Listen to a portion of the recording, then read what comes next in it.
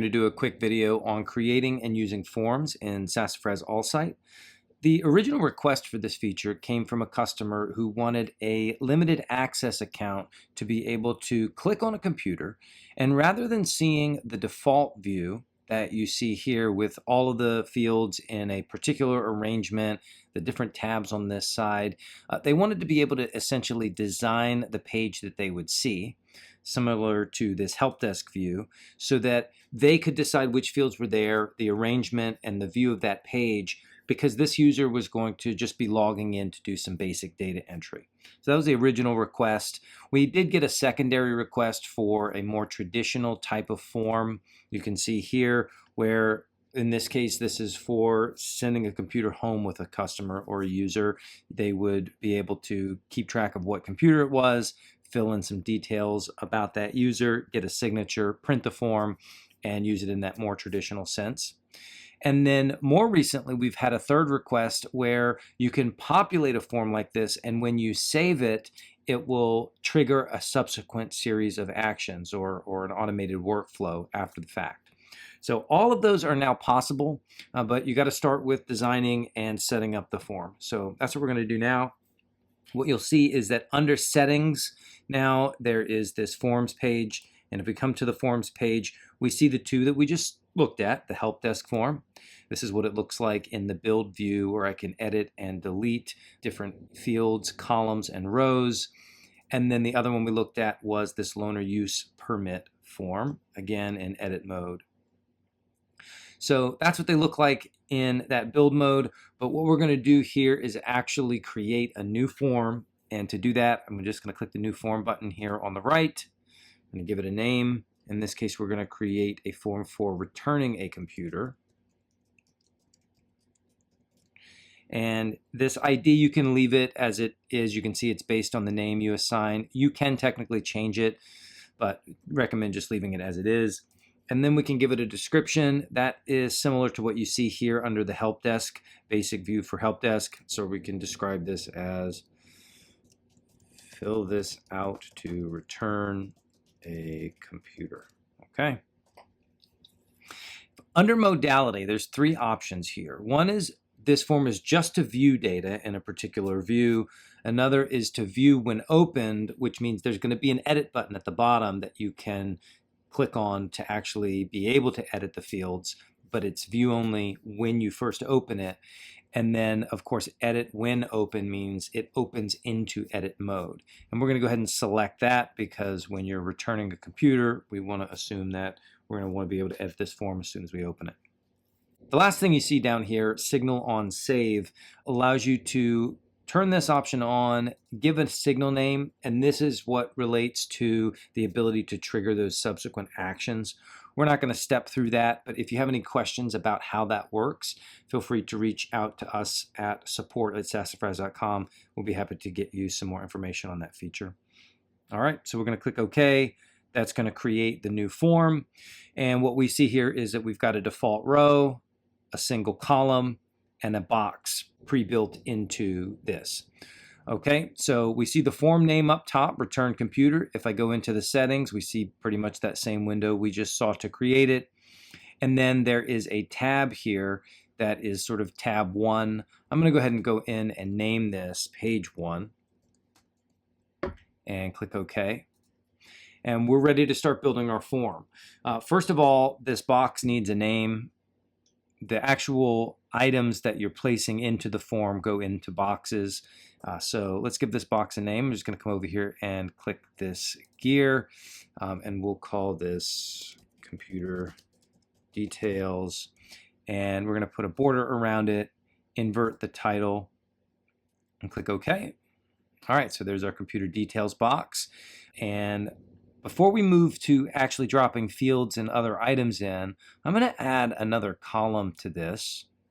Go into the settings, and we'll call this user details. And again, we'll put a border around it and invert the title. Okay, so we've got a computer details and a user details column. And what we're going to do is just start dropping in some basic information about the computer, such as, let's come down here and find the name, the model. We can bring in the life cycle stage. We can bring in the asset ID. That might be important. And we'll keep this pretty simple. I'm just going to stick with that for now. And next, we can start adding some of the user information. So obviously the owner is probably going to change. We can drop this phone number field, which you may not see. I think this is actually a custom field in this particular server. Let's bring in the department. And I will leave it like that for the sake of this demonstration. Pretty simple form. What we're going to do is I'm going to show you a couple of things about the way that these individual fields work. For example, this name field. This is the computer name, and it's not something that we're going to be manually changing. We're selecting the computer. We just want that to be visible on this page. So what we're going to do is we're going to make this a read-only field. And just for clarity, one thing that you can also do is actually relabel these. So if I name this computer name, it's going to make it a little bit more clear when the data comes in what that name is, that it's not the person, it's the name of the computer. For the asset ID, it's really the same because we don't want users to be manually changing the asset ID. So this again is going to be read-only. For the computer model, again, we're going to make that read-only. And the lifecycle stage, we do want users to enter. In fact, a change to the lifecycle stage, maybe we want to make that a required field. So I'm going to click to make that required. And under the owner field, we definitely want users to input this, and it is going to be required as well. So we'll leave that as input only. Similar with the phone number and the department. Okay. If you need a simple text box, you can also drop that in. This is for static text. I could go in and maybe say,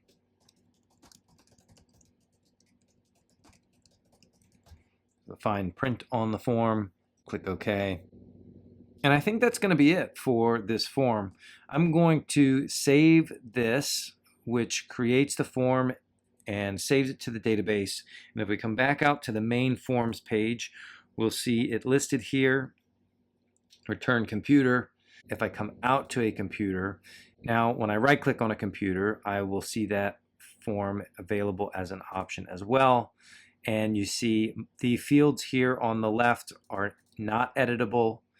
The lifecycle stage is, and maybe I'm going from stocked to deployed. And I can drop in an owner name. If the owner was previously this user, we could drop in a new user, phone number, and department. And when we save this, we've updated this computer up. We did make phone number a required field. So let's go ahead and add that. Great. So that's how you manage forms within Sassafras AllSight. And there's one last thing I want to show you before we wrap up, and that is if I come back to the computers page, remember I told you at the beginning that the original use case was that a customer wanted to be able to assign a form as a default view to a particular user or user group.